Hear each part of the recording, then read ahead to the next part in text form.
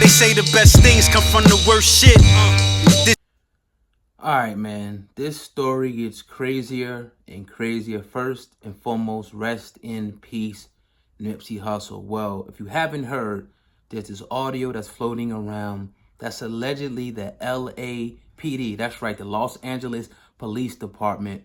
And it's allegedly audio of a few officers, I guess at the funeral procession of Nipsey Hussle, actually disrespecting his family. I want to play this clip right now, come back on the back end and talk about it. But I need y'all to go ahead and share this video and hit the like button. Before I do, also, I'm working on another powerful video that's going to tie all of this together. Here's the alleged video of the LAPD disrespecting the great Nipsey Hussle, allegedly disrespecting his family, his mother, and his father, and himself. Have their whole goddamn family standing in line. Nipsey Hussle's mom looks a lot like a male. Oh, that's fucked up. Wow. Dad looks a lot like a female, so go figure. Wow. I haven't seen any of them. Where are they showing his mom and dad?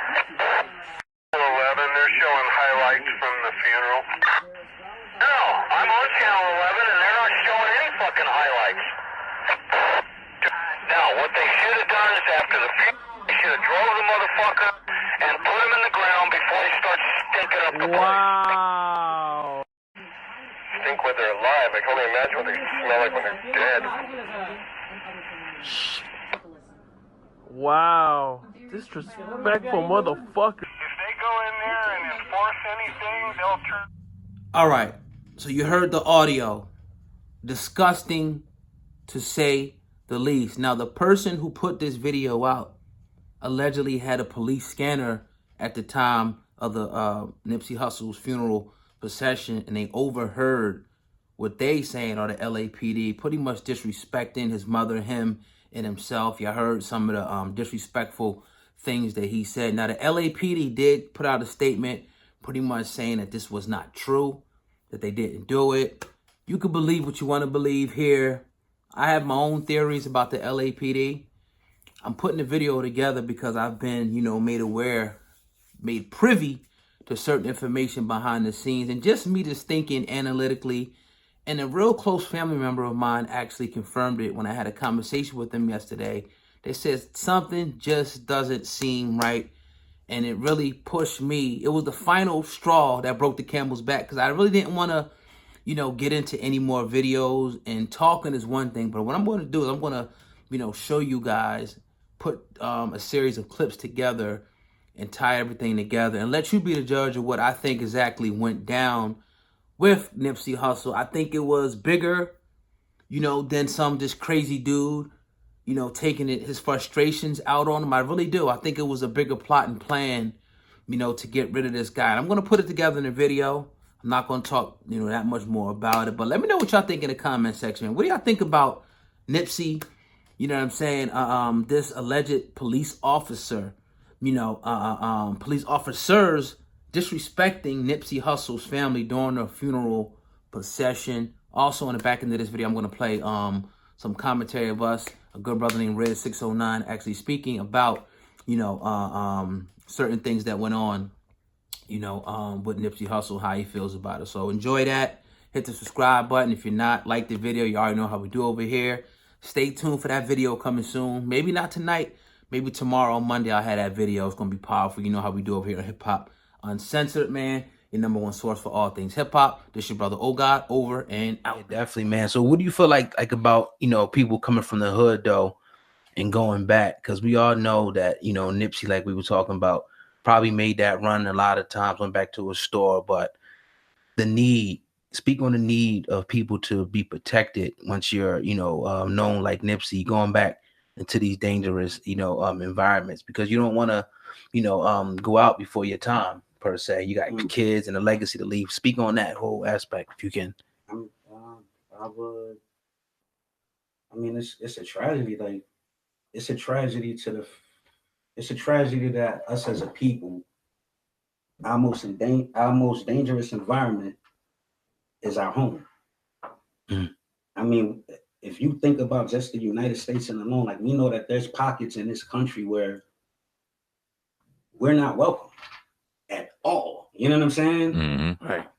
We're more safer probably in those areas.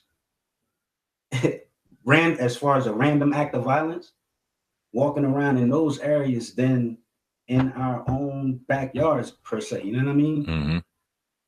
That and alone is I mean, we need to do something about that.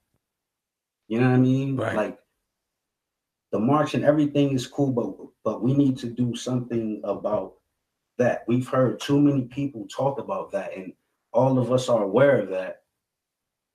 But we need a solution to change that. You know what I mean? Facts. And I think Nipsey was kind of starting a solution. Oh, I mean, you were talking prior to you getting there, bro, and we were talking about even relationships and how there used to be bad arguments when you're struggling, when things are going not to where you need them to go, when people are just at their boiling point, both you and her and the family, you got nowhere else to turn, and you automatically just flip the switch in frustration. Right. And it was a comfort in understanding when things got good, the frustration, the violence, all of that bullshit got kind of set aside. And when you see what Nipsey was doing to that neighborhood and that community, and he was beginning to change the paradigm where the drugs were going down, the violence was going down, jobs were being created, economic structure was being changed.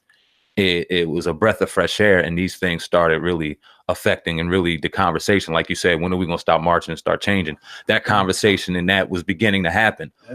And for him to be taken is a tragedy. It's a to some before him, to some of the personal ones that we know personally, you know what I'm saying, from our neighborhoods that were literally, legitimately good people. Like, come on, man. Yeah. You know what I mean? Were just good people that were taken way before their time, no matter what the circumstance. For it not to be safe for you as a human being, where you're from, right, is, I mean, it's crazy. It's nuts. Yeah, like that's a travesty in itself. You know what I mean? Definitely. Riz, I want to ask you another question on Nipsey, because we were all around, even though we were younger, when Big and Pac died, when Pun died, even though Pun died due to health, it wasn't tragic as a Big and a Pac. And then we see Nipsey. And I've been pondering on this for a couple of days now, because it's almost damn near 2 weeks, as crazy as that thing's going into the weekend that he's passed. And this affects me more than Big and Pac did, bro. I'm not gonna lie to you, and I'm not afraid to say that. It's not even. This affects me more, man. I think me too. I think for the fact that maybe I was trying to put my thumb on that of why, and I think for me personally, it is maybe because we're older and understand it more, so we understand the loss. We understand, as when Big and Pac died, rest in peace. Me personally, I was sad for losing them. Probably never crossed my mind to think about really the loss of his kids, the loss of everything they were doing outside of music. You know what I mean? It was just, damn, we lost a dope rapper that I like to listen to. You know what I mean? That I love for. With Nip, it felt like you lost a piece. I know, to me, it felt like I lost a piece of me, because it's like, if any real nigga in this, I'm gonna think around this world, could feel something from him that feels like a part of you. You know what I'm saying? Yeah. And taking him from us like that is like, to me personally, it feels like you took like a little slice or something of me that I know that I'm left with, you know, victory lap and everything, you know, that he did from now and prior. You know what I mean? And I think that, you know, just like, you know, rest in peace, Nip. It's a tragedy.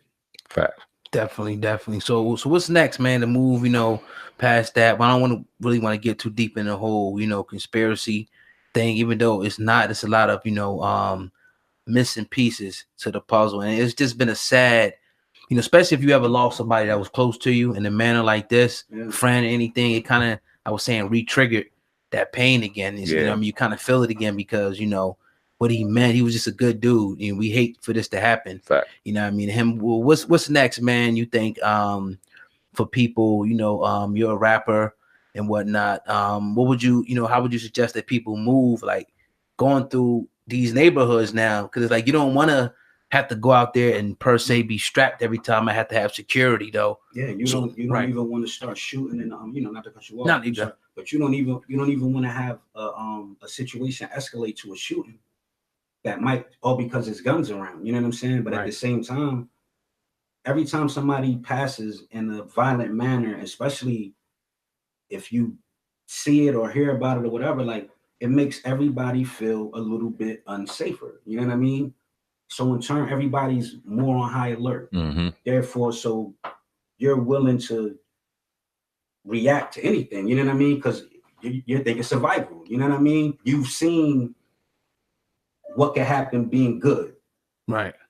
You know what I mean? So you're thinking survival. And I think that, I mean, we have us as a people and as the communities that we live in around this country and abroad, like we have some real deep rooted psychological, some type of issue that like we have to, we gotta, I don't know the solution, so it's hard even trying to explain it, but we have to do something to get, that's when people say get over a hump, we got like a fucking, excuse my language, we got like a mountain of something that we need to, when you think about that, man, you go in this, you're safer in a racist, damn near Ku Klux Klan brand neighborhood than you are walking in the wrong Black neighborhood and them not knowing who you are. Yeah. Niggas kill you just for coming around there and them not knowing who you are. Not knowing if you bring an opportunity, not knowing if you just lost. You know what I'm saying? We have something wrong with us that we need to get to the root of that problem. But we can look at each other as a brother or as not out of fear or not with that self-hate that I put up.